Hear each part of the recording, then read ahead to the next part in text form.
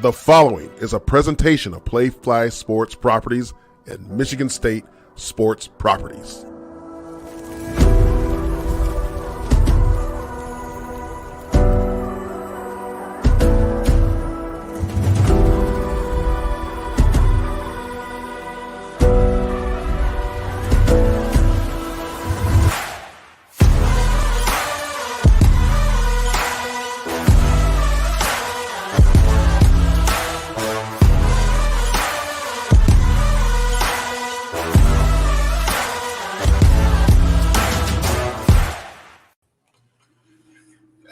Well, hello and good evening, everyone. It is Tuesday, October 3rd, 2023. Welcome to the only show about Spartan Dawgs, hosted by Spartan Dawgs. This is Sparta MSU. I'm your host, Jason Strayhorn, along with my co-host, Jehuu Jehuu Caulcrick, is joining us after a little hiatus a week ago. But, you know, Otis this week is on assignment right now. He's doing a lot of work in Michigan State land, as we all know and love for him to do. If this is your first time to the show, we want to welcome you. If this is not your first time, we want to thank you. Please don't forget to hit the like and subscribe buttons. Helps us a whole lot, doesn't cost you a thing. And then let us know where you're watching from, but go to that live chat on YouTube because that's where the party's at. And you're going to be able to drop your stacks and tickets in a minute. And your questions for Coach Nightingale and Scott. Ooh, yes. And Choo-Choo, because he's got all the answers too. So let's go right into it. Otis, Otis is on assignment. Man, I'm used to saying it so much. Choo, I mean, welcome back to the show, man. How has it been? It's good, man. You know, I was upset with this is Sparta fam.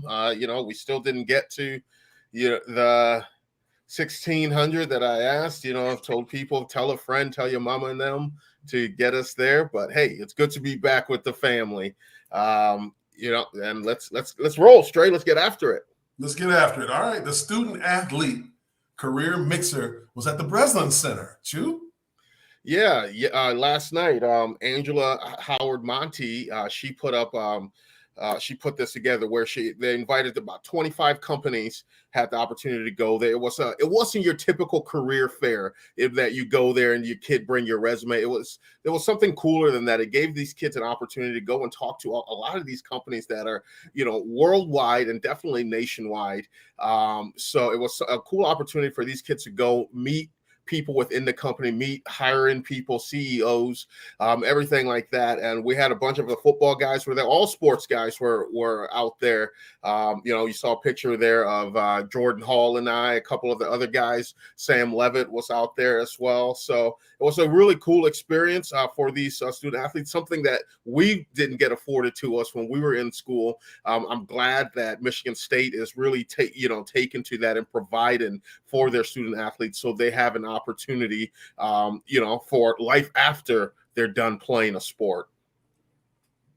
That's beautiful. That's very important when you look at how it's been in the past. You know, Spartans helping Spartans right here. I mean, this is more of an interactive showcase. I saw those pictures. I saw Kurt Richardson in the background, another friend of This is Sparta. The player engagement director. And also, as you said, Jordan Hall and others in that mixer. It's good for you to show up there. You know, Chew. Sheesh. Yeah. No, my company. You miss a week. I'm just out of practice. You're like Shannon Sharp. He's calling Skip. Stephen A is Skip. All right. Yeah. No, my company was one of the 25. That were invited. So. It was really, you know, an honor to be part of something like that. And shout out to Angela Howard Monty, shout out to Kurt Richardson, shout out to all the coaches, you know, that, you know, told their kids, you know, hey, go check this out because this is something that's good for you, you know, like they say that the whole saying, you're more than an athlete, you're more than a number running down the field, running up and down the court, skating on the ice, all those taking tumbles on the floor mats and everything. You're more than an athlete, and this is an opportunity to prove that. And for these kids who showcase themselves to these companies, because we know a lot of companies, they want to hire athletes because they have those skills. So very important for life after the sport. You know, as we all know now, as former athletes, it's very important to get those connections. Not always what you know, it's who you know. And Spartan Nation, a lot of good people in there. Mm-hmm. Right now, what we're going to do is get a little Spartan Athletics update with a little weekend review right now. Here we go. Let's kick off this weekly update of the Spartan schedule on the court as the MSU volleyball team improved to 3-1 in Big Ten play with wins over Rutgers and Northwestern. Freshman outside hitter Taylor Hold'em recorded her third consecutive double-double with 14 kills and 11 digs against the Scarlet Knights. The Spartan women's soccer team had a huge battle on Sunday against fourth-ranked Penn State, coming up short though in their game against the Nittany Lions 3-1. 5 different Spartans scored on the night, and goalie Caitlin Parks notched 5 saves. On the men's side of the pitch, back-to-back draws kept the Spartans undefeated on the season with a record of 5-0-4. Sunday was a 0-0 draw against 25th-ranked Penn State, and Thursday's matchup was a 2-2 draw versus Oakland. Don't miss all the MSU Athletics back in action this week, and as always, go green.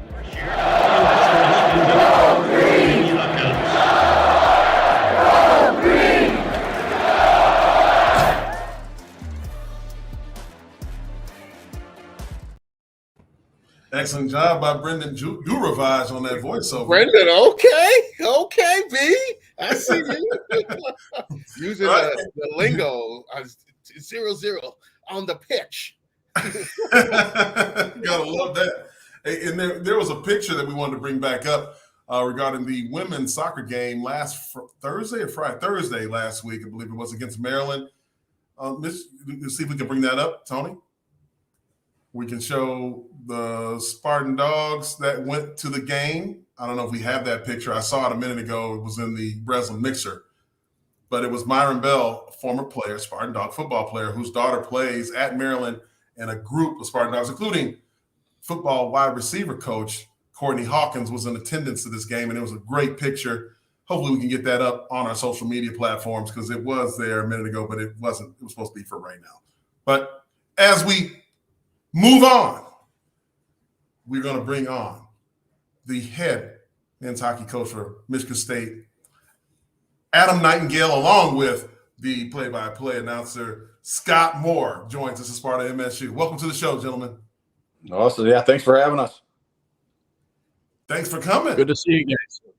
Absolutely. Little hockey talk. This is right up Chu's alley, Western New York guy. Western New York guy. My wife's Canadian. I mean, come on. Ice skates and maple syrup and chicken wings. That's right. Time to lace them up, Jehuu. Let's get you on the ice. Yeah, I'm all in for it. I just don't know how to stop. I usually just go and run into the boards to stop. Oh, Man after my own heart. So, Coach, last season was a really good season for the Spartan hockey. It was an exciting season. You had some players. Every game was really exciting. How do you credit that going into the season? What was the mindset last year before we jump into this year? Yeah, no, I think our guys did a really good job. I think it's one of the hardest things in sports now is to focus on things that matter and control things you can control. And I think our guys just did a really good job of trying to be the best version of themselves every day and not worry about the results and just focus on the process. And, super thankful, change isn't easy. We had, obviously guys that had played for a different staff. And so we're coming in doing things a little bit different maybe. And, but the buy-in was really good. It was good to see the guys get rewarded and looking forward to the start of this year. Well, question, with that great year you had a year ago, it seems like the recruiting has just taken off. That's the talk of the town right now. We look at what's going on with Michigan State hockey and the commitments you've been able to get, the signees, the guys that are born in, I think it was 2007 or 6 years, those guys that are committed to Michigan State. What do you attribute that success to? I mean, because everybody loves Adam Nightingale. What is the secret sauce behind that? Well, I mean, I think I've always felt like Michigan State's when you talk about the history of college hockey, I think it's one of the top programs. You look at our tradition and the history of not only winning championships, but helping guys get onto the NHL. And obviously that started with we've been playing hockey for 100 years. And when you go back to AMO, and Ron Mason's really the one that really laid the foundation of what Spartan hockey can be and should be. And there's momentum on that side too. And I think, our university's investment in our program, the new facility is definitely a huge factor in it. And I'm thankful for the staff we're able to put together. The guys that we have on our staff they have a track record of not only identifying high-end talent, but helping them improve and helping them develop. And so I think that, you combine all those together, it's been a pretty good mix. Yeah. So, Coach, coming in last year, there was, when the announcement was made that you were coming in, a lot of former players were really excited about you coming back. Actually, because you're a Spartan. So what did that mean to you, and how was that transition? Yeah, no, that meant a lot. I mean, just like you guys in football, I mean, there's, that alumni base is really important to us, and making sure that, they're excited about the program and feeling a part of it, and to have that type of support, and I know we got to do our job, right? It's at the end of the day, we got to put a product on the ice, and not asking guys to, support us if it's not going our way, but it was huge. And I think a lot of the guys that I not only played with, but watched play, to see them come out and support the team, that's a big deal. And you look at our list of alumni, I mean, it's a pretty big list, and it's again, I think it's top 5 in all of college hockey for putting guys in the National Hockey League, and all Americans and Hobie Baker winners and all league and national champions. So definitely excited to be back here and be a part of it. Yeah. So, Scott, with the season that was so exciting last year, now you call in, Michigan, they just got a sense like Spartan hockey's truly back, like what was that like for you? Oh, it was a joy last season. I tell you, it was an absolute joy. When you went to the rink, single night. Honestly, there have been some you didn't feel that way, but here it was like, okay, you're going to get it done this evening. And a lot of times the team did, 18-18. So, looking for even better things this year. Not to put any pressure on you, Coach. None at all. Scott, you've been doing the Spartan hockey games as a play-by-play announcer since 1997, I believe. So you just now hit your 97. 97. You just got your 1,000th game back in February, I believe. That was a big honor. We were all part of that. Mm-hmm. We saw that. Congratulations on here. Without question. So, what do you see, as being a big difference from years past? You've seen some championship teams, obviously. Do you see that same DNA in this particular program under head coach Adam Nightingale? No pressure. It certainly is coming. There's no doubt about that.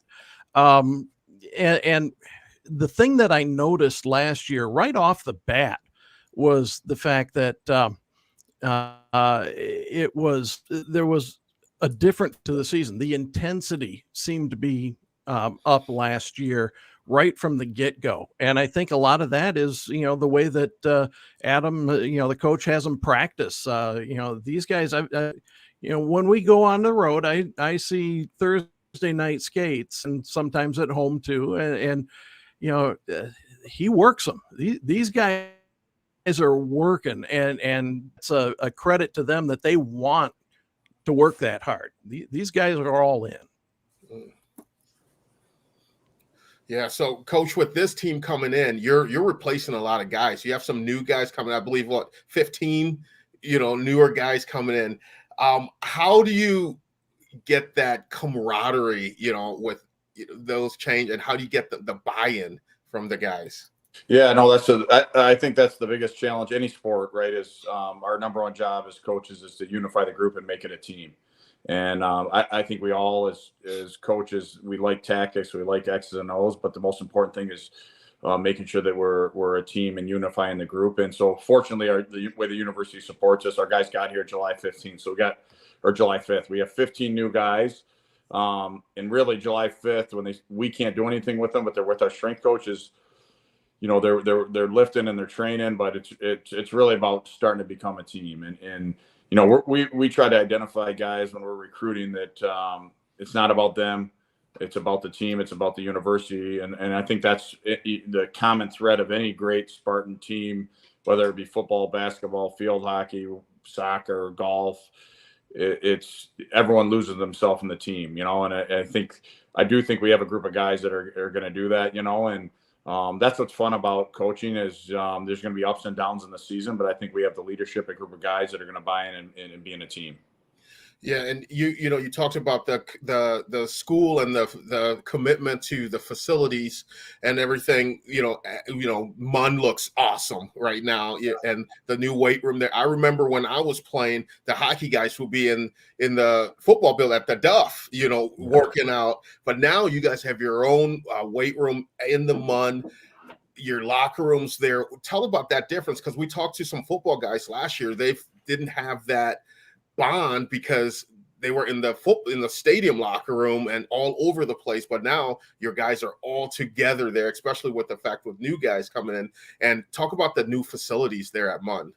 Yeah, no, we're super thankful. I feel super fortunate the timing to come in, and I look back, Danton Cole, the work he did to fundraise to get that done, and even before that, Tom Anastas, the interior of the rink, he did a ton of work to get that all kind of dialed in, and then Danton's work there, and it's important, and I think that you look at our conference, I think 6 of the 7 teams are ranked in the top 20, and everyone has good facilities, and really getting MUN up to speed is important. And then it's finding guys that understand that it's not about the rink. It's not about the weight room.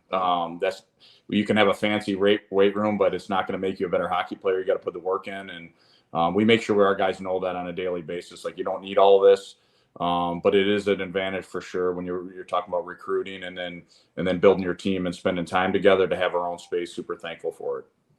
Yeah, speaking of that, you talked about the recruiting angle, and you see that a lot in a lot of sports. The athletes want to see great facilities, and now, obviously, with the transfer portal and the NIL, name, image, likeness, are you seeing the same thing? We asked a lot of coaches to come on the show about that. How is that affecting hockey, name, image, likeness?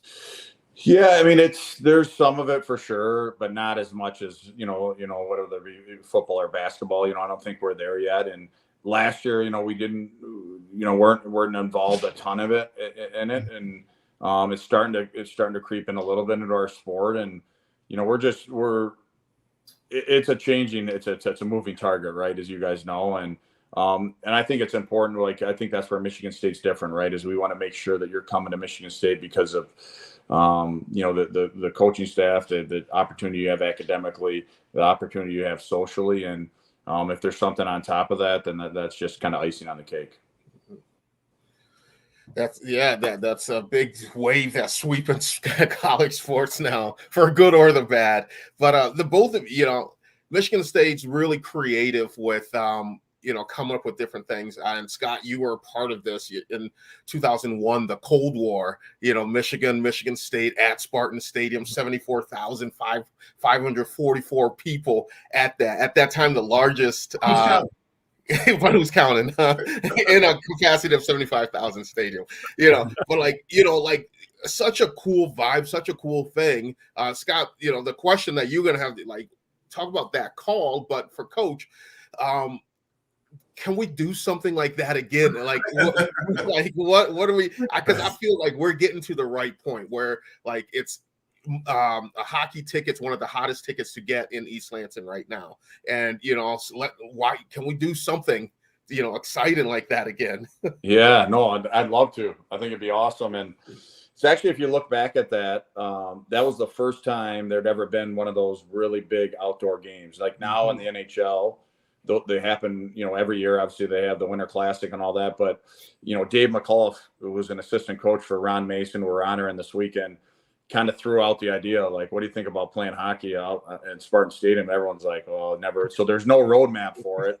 Now they got it down to a science, right? They roll it out, and that game was played, I think, Scott, is October 6th or 7th, right? I mean, it was early in the year, right? So we have some pictures. Game of the season. First game of the season, and we have pictures of it, and Brad Fast always points out, because he played in the game, but that the trees are completely green, like it wasn't fall yet, and but it worked out, and I think it sold out in about 20 minutes. And I agree with you. I think it would be awesome to do that again, and especially super proud that was the first time it had ever happened at that magnitude in a football stadium, and something that we hope to do in the future. Scott, you were there. What was it like? I was there, and it was so unbelievable when the first goal is scored in the game and the crowd got under it like that. I had never, and still have never, heard a hockey game that loud in, other than that. I mean, we've played in a couple other, big outdoor arenas. We played down in Ann Arbor. We played at Comerica Park. But it's just, once things got juiced up and the crowd got really into it, it was unbelievable up there. That we could hear that crowd. And it was, a work standpoint, it was tough because I don't know that I've been that far away from the hockey rink in the other, all the time. But the numbers were standing out. Everybody had good jerseys, and I think I caught most of it. Classic play-by-play guy. I want to know those numbers to make sure you get the call right. That's right. Fast-moving game. You gotta know. Well, sure. You guys have this weekend. You have a nice little schedule coming up here, huh? Yeah. We're We're looking forward to it. Opening up with Lake Superior. It was a proud program, and actually coached by Damon Witten, former Spartan, and Mike York's on staff there. So pretty cool though that Saturday, 4:00 game there, we're honoring Coach Mason is putting a signature on the ice, and super thankful that Alan and the university supported us the way they did. And when you think about Ron Mason, his impact on not only on the university but college hockey, and he's a little bit of the John Wooden of college hockey, and so I think it's really fitting. He's got a whole bunch of family coming back. His wife's going to be back, and his daughter and grandkids. I think he's got there's close to 250 people that were on the list to come back and for it. So it'll be a special night. Yeah, definitely will be a special night there. Really. So, Coach, you were, you spent some time, after you played, you coach in the NHL a little bit, but let's talk about your time in Buffalo. Oh yeah. One of the greatest cities in all-American city. Detroit. Yeah. He was in Buffalo. He was in Buffalo before he was in Detroit. That's right. You're right. Yeah. So how was your time in Buffalo? It's such a great city. Loved it. I actually, it was my welcome to pro hockey. We were only there about 10 months. The Dan Bilesma, I'm forever thankful for, gave me an opportunity to work there, and they made a coaching change, a GM change, and moved on. But we loved it. Actually, I would say from a guy that grew up in northern Michigan, it felt very similar. It's blue collar people. We lived in Clarence. I don't know, Jehuu, if you were ever around Clarence. Yeah. We loved it there, and and it's a big time. Obviously the Bills, but the Sabres, it's a big time hockey town. It's almost like you're working in Canada or living in Canada. They're so passionate about it, and really enjoyed our time there. Yeah, and okay, so are you sold on blue cheese now since you were there? You know what? Every time, because I'm a ranch guy. So when I ordered a ranch, you kind of looked at sideways. Yeah. But yeah, some good, and they're prideful on their food, right? No matter what, this is the best wings. This is the best pizza you'll ever have. This is the best. What's it? Beef on weck. Beef on weck. Yeah. Beef on weck. Yeah. But are you drums or flats? How's that? Drums or flats? I'm a flats guy. I knew. Yeah, I'm a flats guy. We just got to get you to the blue cheese, then you'll be good. Did you ever go to Brunner's? Yeah. Brunner's? Yeah, it's a good spot. Good spot. If you haven't yet seen Jehuu eat chicken wings, especially flats, I mean, you're missing out. I'd like to see it. It's surgical with those things. Yeah. We have a question from Doug Hagedon in the chat who says, what are the chances of getting a gruff Spartan hockey jersey? Yeah, I think it'd be great. It's something we've talked about, and I'd say stay tuned. Oh, We like that. That's great coach speak right there. I like that. It gets everybody in. That's what they call a Stay tease. tuned. Yeah. Yeah. Oh Outstanding. man. So for the both of you guys, what are you looking forward to the most about? I mean, obviously, you want to win, you want to get to the Frozen Four and everything, but what are you looking forward to the most, about this upcoming season? Well, I think, I just think, and you guys would appreciate this, when you get a group of guys together and then starting to become a team, and it's obviously we practiced and we've trained and done all that, but I think going through the ups and downs of a season really form who you are as a group. And I'm looking forward to that. And our guys getting a chance, it sounds like, the rink's going to be packed here, and just for our guys to experience fun that way for the full season. And it's our job to make sure it stays that way. And we got to make sure we play hard every night, and we're not going to be perfect, but our effort's going to be great. And I just think being around the guys and becoming a team is what I'm most excited about. Hey, that's what it's all about, man. And you talked about, you're playing Lake Superior State and your ties to it. You talked about your older brother who played there? He did. He played. I played there with him. And then I played there 2 years and then transferred to Michigan State. And then my older brother is assistant director amateur scouting for Buffalo Sabres. So they're still in Buffalo there. So he's representing out there. So it'll be, my parents still live in Sheboygan. So that's kind of growing up. We were so close to the Sioux, played a lot of their youth hockey up there. So it'll be a fun weekend. Nice. Yeah, we definitely got to get back out there. Last year we did a little, special where we brought a couple of listeners to, dinner and then went to a hockey game. It was a fantastic event. It was against Notre Dame, I believe. She was there. Yeah. Along with Otis. We had a great time, and I'm sure, we'll do something like that again. Love to get down there and see some behind the scenes stuff. I don't know. Take the guys to the locker room. I want to get on the ice. I want to, Let's do that. You can do all that, and we'll get video of that. I want to see them. Yeah, we can do that. Stop before you. Yeah. We can teach you to do that. Yeah. Okay. I've been friends with all these hockey guys. You got insurance? You got insurance? Yes, That's the first. Sign the waiver. Sign the waiver. Yeah. No, guys, Awesome. Coach, good luck to you guys both on this upcoming season. We really appreciate the time. I know you're busy. You're recruiting and getting ready to set the world on fire this year. We're going to be there in Munn cheering you guys on and beyond. Thank you so much for your time to come on. This is Sparta MSU. Love to have you back soon. Yeah, anytime. Thanks for having us, guys. Thank you, guys. Appreciate it. Head coach Adam Nightingale, MSU Hockey. Hey, man, they got something going, huh, you? They do have something going there. He's a Buffalo guy, so now that's going to be another one. Yeah. He's not a son of yours. That's going to be a brother right there, right? Yes. Yeah. That, and someone just posted a comment there. I think, the student section is one of the coolest names, the Munsters. That's pretty cool. Yeah. That is cool. That's really cool, man. Look, I know what everybody's been waiting on, great to talk to Adam Nightingale and Scott Moore right there. We're going to break down the Iowa game for MSU football that happened this weekend. Chu was down there and had a great bird's eye view, right there, field level. With all that noise, we're going to break that down after these messages from our friends over at IHOP and SeatGeek.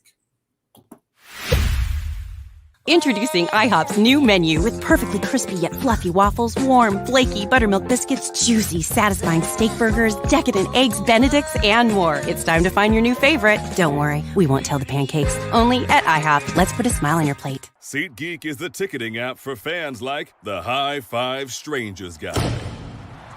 Game-winning interception? First down? Just a nice, solid tackle. If you're in arm's length, you will be swapping skin with this extrovert. You see, he knows SeatGeek got him a great deal on tickets, so he can focus on what he does best, smacking palms. SeatGeek handles the tickets to sports, concerts, and more, so fans can fan. Well, Chu, the game was an exciting game. Went over to Iowa, MSU's first road test. We go to Iowa City, and Michigan State comes up short, losing the game 26-16. dropping to 2-3, 0-2 in the Big Ten. Jehuu, where do you want to start? Let's just get right into it. Yeah, I think overall the score was not indicative of the game. Obviously they got that late field goal there. You talk about the punt return. There was a lot of different things. There was, from the very get-go, there was, some struggles and everything. When we first got there, the news breaking about NIL, and, these are 18, 19, 20-year-old kids, so they're going to be emotional. But I love the fact that they didn't let that get in the way of anything. They went out there and they played their asses off in that game. Being down there on the field, you talked about it, the bird's eye view that I had from down there. And that's the thing I love. And this 100% Stray, because you were a sideline guy for a long time before you went up in a booth. It's a different feeling. It's a different vibe from when you're on the sideline calling it and when you're up in the booth calling it there. So it's totally, totally different. And, but you got to say, like, man, that defense, the Spartan defense from down the field, they were hitting. They were jubilant on the sideline. That was a game where you didn't see one. Usually when the one unit's on the field, when the offense is on the field, the defensive guys are sitting on the bench. They will come sit to get their checks, and then boom, they're on the sidelines. They're hyping each other up. They're going. And I'm telling you, I told you straight, I think we were going somewhere. I was like, I'm a believer in IMG. I'm a believer in IMG. And you're like, why? I was like, look at Jordan Hall out there. He is a kid that just graduated, came in early, and he looks like, and that picture, I don't know if we can pull that again, of him and I at that networking event there. If you can, great. If not, but like he's a man. He's like, but look at the guy. Right, he's put together now. Yeah, but the thing is, he has everything. He has that leadership quality of him. I was went to practice, saw the way he conducted himself. It wasn't like a freshman. See the way that he conducts himself on game day, the way that he's starting to play. And I remember months ago, we said he's a kid that's going to make his mark on special teams and then work his way into the rotation. Now this guy works his way as a starter.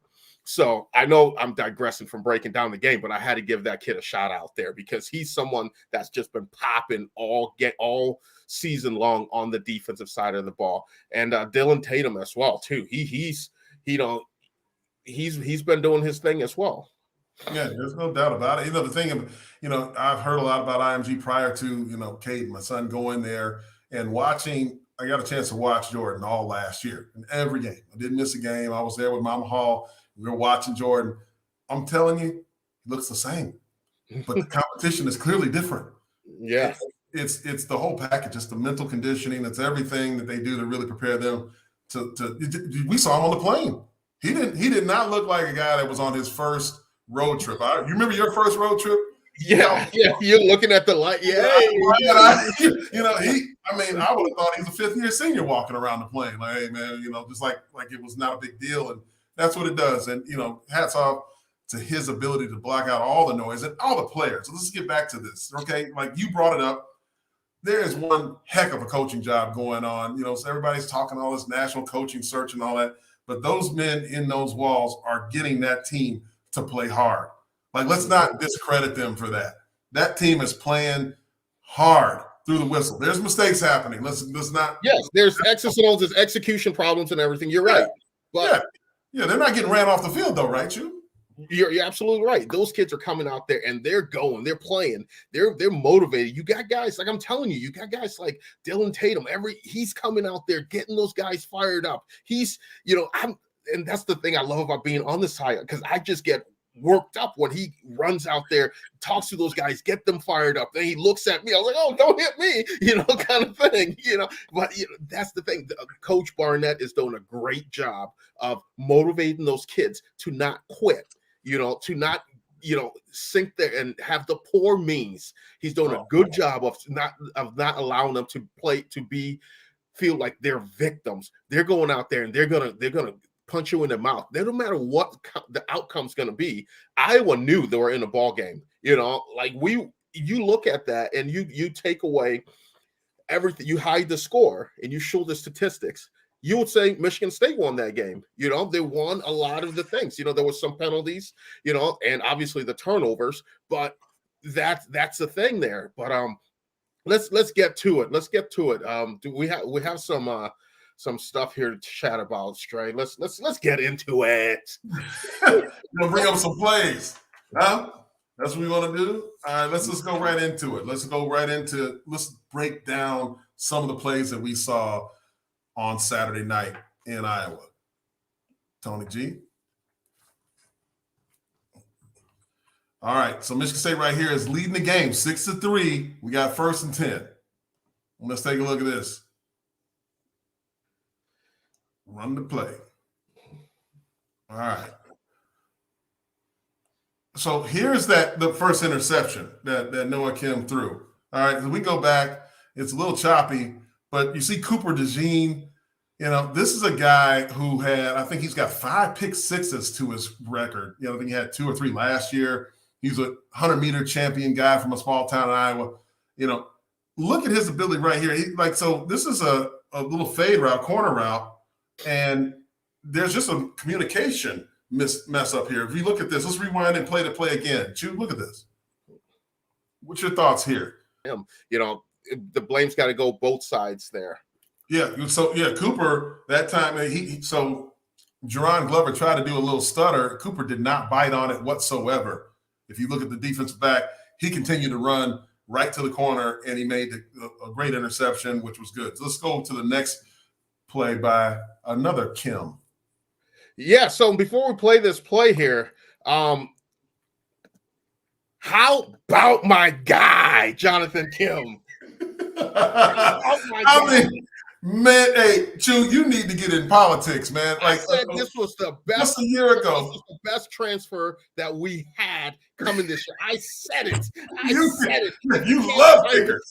That's on you. How about my guy, Jonathan Kim? Fredericksburg, VA, stand up. Fredericksburg, baby. Let's go. Let's see it. Let's run it. This is a Kinnick Stadium record. Ladies and gentlemen, that's 58 yards. That would have been good from 62, maybe more. What did he tell you on the sideline? Yeah, before I always like to go because he's my guy. So I always go to the kickers and stuff so I can have something to report up to you guys. Say, hey, where do you feel comfortable from? And he's like, I'm good from 62. I was like, my guy. And after he made the kick, I went to him. I was like, hey, because I reported it up to you and George. So I told him, I was like, hey, way to not make me look like a liar on that. But Jonathan Kim, my guy, we're going to have him on the show too. You know what? We are going to get Jonathan Kim on the show because he's having an outstanding year. But you said that that was an actual sideline report. You went live on the air and said that he's good from 62. Like, see? Jay boy. Kim is him.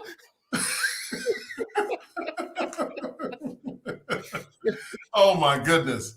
We're not going to let computer issues slow down the show here, Tony. We're going to keep it rolling. Do we have any other players ready? Because look, we got like 10 of them, but we're not going to do that to everybody. There's a play action right here. Noah Kim has play action. Who's that Berger that's in there? And that's an out route. You got to put more little hot sauce on that ball. Yeah, on that for the out route, you got to put zip on that. And you got to put it to the outside. You got to put that more to the outside. The receiver slips on that, but even without the slip, that pass was jumped. He's got to put it more to the sidelines where if my guy can't catch it, no one can catch it on that there. I just think, maybe there's some, lingering effects from the Washington game, but he's got to put some more zip on that football to the outside on that play. You just brought it up. Do you think that the Washington hit that he took, you're referring to the rollout to the left. It was a naked boot. Mm-hmm. Action to the right, he goes left, and he tries to set his feet, and he gets hit. Now, there was a lot of talk about Noah Kim not being able to practice much that week. And do you think that that's what's happening right now? Because Noah Kim's struggles are very much known throughout Spartan Nation. I mean, 1 touchdown to 6 interceptions in the last 3 games. What do you attribute that to? And do you think this is something that he can save? Yes, it's something that he can. I definitely feel he can save it. I think this week is a great week for him to get healthy. I don't think he's 100% healthy. I think he's going out there playing, injured, trying to play for the team and get things back there, because that's what athletes do. That's what competitors do. He doesn't want to let his team down. And at some times that can be to the detriment of the player. And in this case, maybe it's a little bit to the detriment of Noah Kim, him going out there and trying to continue to get after it like that. But I hope, he heals up, he has this week off, going into next week, before the, 14 days before we kick again. So hopefully he can get some time, and all those guys heal up, because there's a lot of guys that's banged up on that Spartan squad right now. So hopefully it can heal, and we go forward that way. Healing is good. This is a play right here we can bring up that shows what Michigan State defensively was able to do on a good note here. This is the first interception by Angelo Gross. Yeah, he's a guy that was flirting with a bunch of interceptions, early the first 3 games of the season. Gross is a guy that I think he's drastically improved from last year, in his game. He definitely has improved. So he's a guy that he's playing with a lot of spark, you see that right there. You see those guys going out there. That is a team, you get that pick, and now it's like, this is a team that's like, hey, we're let's go. Look at the excitement. Look at that, the energy, the excitement going out there. That's not a team that's having the poor means. It's just, we're close. We just got to execute and get back in the win column. I think 1 win to get back in the win column, I think then you start feeling yourself and you start going, a different way. Well, you look at Angelo right there. He was starting. He got the start at safety because Jaden Manningham was not in the game. So you had Malik Spencer and Angelo Gross playing safety, and then Otis, I wish he was on here, because he talks a lot about how that safety has to cover the receiver. That was perfect coverage from a safety position to be able to make that interception right there. If you can remember, we broke down the Washington touchdown a few weeks ago in the corner, the northwest corner of the end zone, so to the camera's left, if you're from the Spartan sideline. This is the same kind of a route here in an interception half. So there is improvement happening through all of the noise that's happened outside. This team is in it to win it. Let's go to the next play here, where you see Nate Carter on a huge, big 3rd down run here late in the ball game. This is like 3rd and 15. Look at this. That's another one of your guys. Yeah, so you know what this play is here. So if we can go back to the beginning of this play here, we got the penalty, moved us back 5 yards there.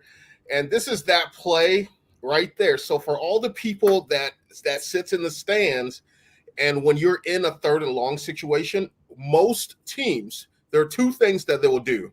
They'll do a screen or a draw play. That's the 2 things they'll do.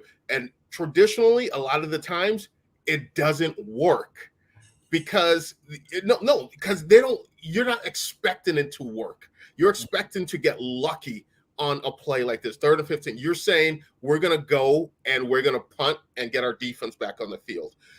We're going to see if we can catch the defense off guard. So when the fans are booing at a 3rd and 15 call, that's a screen play or a draw play, this is what offensively you're thinking you hope happens. You catch them, off guard there. But on this, you got 4 wides. You don't have many in the box. Exactly. That's what you're trying to do. You're trying to catch them sleeping, have them think, because of the sticks, because that's what every fan thinks. It's 3rd and 15. You're going to throw it past the 30-yard line and pick up the 1st down. No, you just want to catch them off guard. And if you break one, great. If not, let's punt it and get it and live to play another down. Let's look at why this worked, though. So you see that safety buzzing down that's going into cover 1? Mm-hmm. Go back a little bit here, Tony, if you can. See, the safety on the far hash is buzzing down. The other safety on the near hash is rotating over. So you're running this. I mean, this is what we used to love on the offensive line. When there's a blitz coming at you, you run right into it. You pick up that blitzer, and it's run. You got green grass here. Exactly. So the offensive line did a great job picking that up. That's all you needed, and that was an incredible move in the hole. That's a great move by Nate Carter there. Yeah, it was at 49. Yeah, he's still trying to find his jock strap. You know, that Ethan Herkett. Let's go back and see that one more time. This is so good. We gotta show you what's really going on in the middle of these holes here when guys are running through smoke. Look at Nate Carter when he gets to the second level. That's beyond the offensive line, right there. See that move? I mean, there was a camera angle of it from behind, a tight copy that you can see it. And I'm talking ankles broken. And all the youngsters like to do the crossover dribble and do all that stuff. That's breaking ankles right there for your son, Nate Carter from Western New York. That's pressing the hole and slicing the cut. Press the hole. Slicing the guys, slicing the cut. Slow to the hole, fast through the hole. Jump cut. Jump cut guys are great because that sets up blocks for, the big guys up front, man. That's just beautiful. Now, upon further review, that to me, from naked eye, right, that looked like a first down. Looked like he crossed over. But they reviewed it. His knee was actually down and the ball was short. I didn't think he was this short, but it was short. So here's the fourth down play that's up next.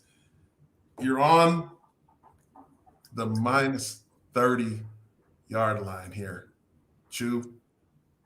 So we know what's coming. The tush push. The tush push.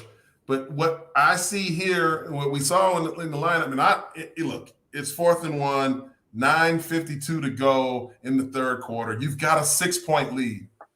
Defense is playing great. And I know that everybody's like, I love the call. But this defense right here, you got 1, 2, 3, 4, 5. You got 6 line right in all the A gap, in the gaps, A gap, B gap, C gap, and a middle linebacker right over the head of the center because they all know it's going to be a sneak. You see? Yes. So what this what's happened here? We've been spoiled. Well, not us as in Spartans, but if you're a Philadelphia Eagles fan, I think Tony, they call it a brotherly love shove. But some other people call it the tush push. This was started way back with Reggie Bush and Matt Leinart, the Bush push against Notre Dame. It was illegal, and now it became legal. So what you see now is when you push into people, now the quarterback loses the opportunity to read where that bubble is. Stray, you look on the line there. Usually in a quarterback sneak, the quarterback will look to see where there's a bubble or something like that. You can pull and then slide a little to the right or to the left and try to get the extra yard. In this here, you try to get it, but you don't get it. And what I would have done, if you want to do a push play, a tush push or something like that, I would say, hey, give it to your running back and have your quarterback push him. Mm-hmm. Yeah. You do that. You come up, you line up at 4 or something, you give it to the back like you're going to run a zone read, because what that's going to do is going to keep those ends from crashing down now. They got to play honest now, because if they're not, that quarterback can keep it and go. But do that, hand it to your back. Your back is bigger, stronger, and faster than your quarterback traditionally, and then have your quarterback go behind and push. Yeah. Or have the ability to check. When you see this defense right here, I'm just sitting like, hey, you got to check out of this, because you can see right now that the Iowa defensive linemen are, what do I always say? Low man wins in short yardage situations. You have to get low. Noah had to get lower in this as well, and he had to have his tight end had to push him. So let's go ahead and play. Let's see Noah's pad level, and let's see the push from our line and the tight end. See that tight? See, there we go. If we can go back a little bit. The play's called a tush push, not wrap you around the waist. He needs to push him. You're not getting any push if you wrap. Defense reestablishes. Here you go see a better view of it right here. The surge, they stand up a left guard, and they stop Noah right there. Like he does not get that.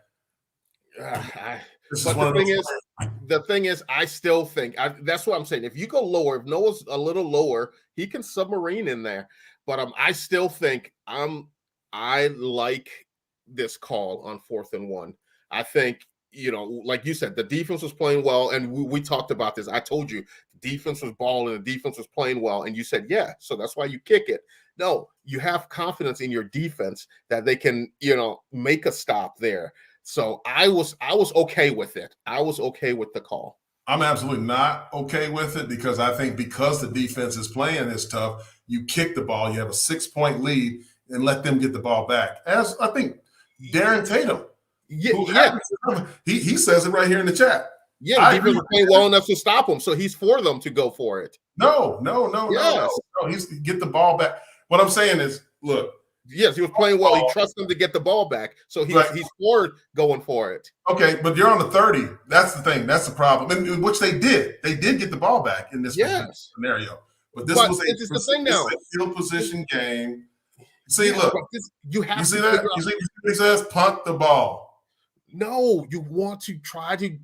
Like he just you're on a 2 game. You're on. Okay, that's fine. It's okay. He's on my side. You got your side. Yeah, you're right. He's on your side. He's on your side. That's good. But I'm explaining something to you. Yeah. You're on a 2-game losing streak.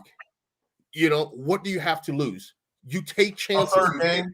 You take chances. Take chances. A third game on the road when you got the lead. That's what happens. You have the lead on the road. You're playing with house money right now. You have a good punter. You take an extra shuckles, take an extra couple shuckles, and go. There's no way you're gonna convince me that. Nobody's convincing anybody. I'm just saying what good football decision making is. I say if you have an NFL head coach that's been in the league, say 7+ years, he ain't making that call. Ron Rivera's making that call. I get it. The emotion. I love the aggressiveness. I'm just saying in that moment right there, just like the 4th and goal from the 2 against who was that? Against Washington, I believe it was. And we tried to go and we missed it. Like that. Those calls. You get the 3 right there. That's just what. And I'm not that conservative of a guy. You're right. You're 4th and 1. You won't even make them go 99. You want to get Yeah, he said it again. On the 30, not going for it. Not going for it. No pun. See, nothing to lose. Why not? Thank you, Paul. Thank you. Listen, hey, Paul, hats off to you. Darren Tatum, whose son is Dylan Tatum, who's out there on the field playing, and you just brought him up. I think he had a lot of tackles. And he balled out last week. So go get some more. Go get some more in the red zone. Let him get a pick. Yeah. Come on now. I'm just telling you. Punt, live to play another down. It was a good look. It was an awesome situation. Do we happen to have the punt return? Let's break that down because this is the one when we got there. This is the tough one. Okay, tie ball game right now. See the 2 gunners. Notice the 2 gunners on the left side. Those are the guys that look like receivers, way out left. Usually there's one on either side. And Chew, you are a special teams guru. I can let you break this down. Yeah, so what you usually do traditionally, like you said, you get the guy that's right above right below the 20 there, that first gunner out there, he's there. The second guy in the slot, he should be on the other side there traditionally. And those are known as ball men. So you go and your responsibility is go to where the football is going to go. And in the huddle, all right, so first of all, you get in the huddle. It's not just, hey, punt on 1, ready, boom. It's like punt right, punt left, or punt middle. So they know which direction that they're going to go. And once also too, so if you call a punt left, the punter punts the ball and it's going to the left. His job is to be yelling left, left, left, left, left. If he mishits it, so he's yelling the direction so everyone knows it's going as planned. If he mishits it and it goes to the right, he's yelling right, right, right, right, right. So everyone knows, hey, we got to adjust because they can't see the ball. They're running downfield. So in this play here, these 2 guys, this play was designed to go. It was a left called punt. And the punter mispunts it, and he punts it to the right. So where we don't have a gunner, a.k.a. a ball man, to go down there. And so now the guy in these guys here, now you have landmarks you have to go to. A guy's supposed to go outside the numbers, and then another guy in between the hash and the numbers. The up back is going to go, his job is right down the hash, and so on and so forth. That's how you have, that's what they call lane contain and lane assignment. That's what you're supposed to do. And when you lose contain, that's what happens. But also too, when you miss punt the ball, when it's supposed to go left, where your guys are, you have two gunners over there on the left, and it goes to the right, that's when you run into problems. Don't want to lose the people here. Let's get them, let's kick this ball and show them what happens. So this ball's supposed to go left, right? It's supposed to go left, out of bounds, hopefully. Right there.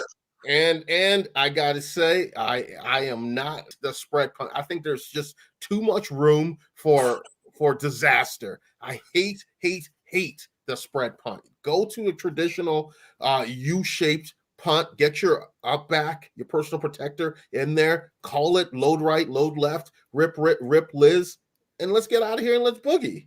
Yeah. I mean, I agree. Look, I didn't even see the double gunners to the left while it was live. We're thinking, I'm worried about him shanking because he had just shanked the punt, the punt before that. It was otherwise a really great night for kicking. I mean, there was a 52-yarder, a 58-yarder. There was a lot of great kicks.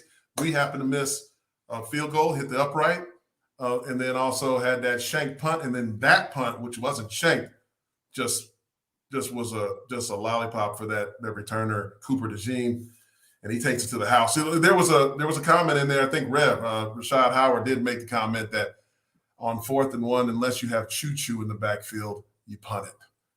Which maybe that's what you're seeing, because you know when it's your own vision, yeah, give it. If it's you, I'm with you, Choo. Okay, thank you. If it's you snapping the ball, I'm like, yeah, hell no.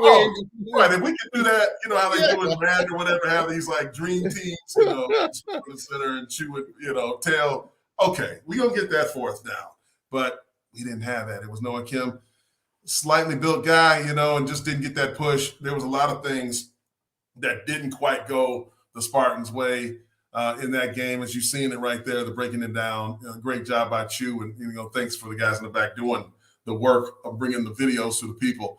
Chew, there's like we talked about the outside noise. The players are doing a great job. Now they enter into a bye week this week. What is the move? What's happening right now? Give them a sense of what's going on a bye week after 3 losses in a row. Yeah, so they're going to get in there, and I, yesterday I have an opportunity to talk to some of the guys and figuring out what their, each team's bye weeks are different. So for us, we're practice a couple days, have Friday, Saturday off, and back at it on Sunday. So it gives you, like, when you're practicing right now, it's a lot of, it's not heavy hitting. You're going to do some hitting, but, getting your mind right, getting healthy. That's the big key right now. Hitting that reset button. You're at the point in the season where those injuries are lingering now. You're never going to feel this like you felt on the first day of training camp, during the season. It's always going to be some lingering injury there. Now it's just managing that pain, managing that injury. So they're going to do that this week. They're going to, reevaluate, where they are as a team. It's also going to be, those man in the mirror conversations. What could I have done to put us in a better position? Everyone has to have that conversation. Coaches, players, trainers, wait staff, everybody. You have to figure out what you can do to put yourself in a better position. And also too, it's a bye week for fans, for us to recharge, for us to, get ready to stay and continue to support these boys. It's so easy, to give grief and boo boo what's happening on the field, but these are the kids you're booing. You're mad at the OC and you're booing, but you're booing the kids. And let me just say something. I'm going to get on a little soapbox here, Stray. I apologize. No, but, go ahead. It's Listen, don't apologize to me. Like, what people don't understand is, and I talked, to somebody about this. Let me get the name so I'm hitting on all cylinders here. When fans boo, it just doesn't affect, it's not like you're booing the, Avery Gotch. He was a guy that we lost. He was on a visit. He decommitted because his family was there in the stands and everything. And people started, it was a Central game in Michigan State gear. He was talking to people on the sideline. Yeah, this is my number one choice. And our own fans at home starts booing. You know, they say they're booing the play call. But what that does is a recruit that's sitting here every game, there's 20, 30, maybe more recruits and their families that come to the games. All right. And they want to feel like, oh man, I'm at a game where the fans support the players. I get it. You want to boo the coaches and stuff like that. Go to their house, stand outside their house and boo. We don't want violence. Yeah, but the thing is, you know, if you're booing, it doesn't give a good atmosphere for these recruits that are there. They're like, oh man, look how quick the fan. It's Central game, first game. Look how quick their fans turn against the players, because these kids are 16, 17-year-old, because they're high school kids now. They're not thinking like, oh no, they're booing the OC. They're booing even if they are, they're booing the guy that's going to be coaching me. They don't even have faith in him. Why should I have faith in that guy? You know, those are the things, you know, just so, you know, you can take it. You can say, Chooch, you're old, you're this, you're that, or whatever. But I'm just letting you guys know what recruits feel. You know, that is it right there. When you're in your own home stadium booing your team, your players, these recruits are being turned off from that.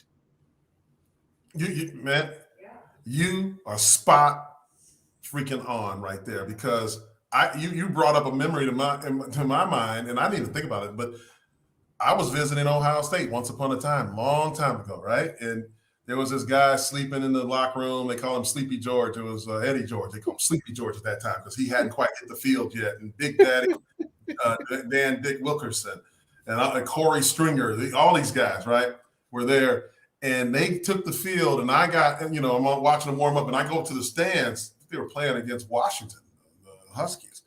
And all I heard, that's all I remember. I remember the boos of fire Cooper, and we hate Cooper, but it gave me such an uneasy feeling. I wanted to get the hell out of there, and I never wanted to come back. It was like any hope of Strayhorn, me being a Buckeye at that time, which was close to home, was just right around the way, and that was a good you know, because I wasn't going to Indiana, I wasn't going to Purdue. Notre Dame was on the list, Michigan State was on the list, but for sure, Ohio State, when I heard the booing, it was over as a young guy, you know. And I remember, you're absolutely right. So today, these guys are in the same shoes that we were once, you know. Yeah, exactly. You're spitting the truth. Yeah, it matters. And Steve Smith just put something in the collection plate for you, you know. In the collection plate. Preach the truth. Pass that around, you know. Yeah, no, but you know, that's just something that, you know, we all we as fans, we get carried away. That's why it's a fanatic. I get it. You know, there'll be times we look at each other like, what the hell is that call? You know, we do that. Yes, I get it.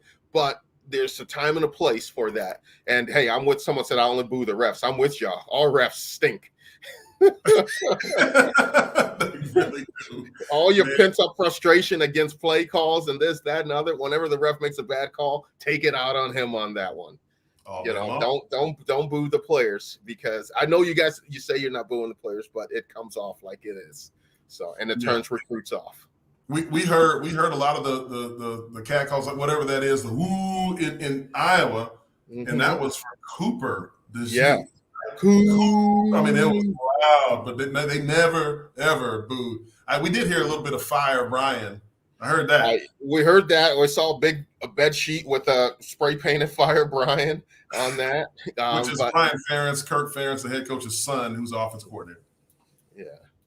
Just for people, you know, that are listening. But yeah, you saw all that, and the noise level down there was deafening, right? So since we're giving a little master's class, right? We like to talk about the ins and outs, the X's and O's, but give those fans. We just scolded them about the booing.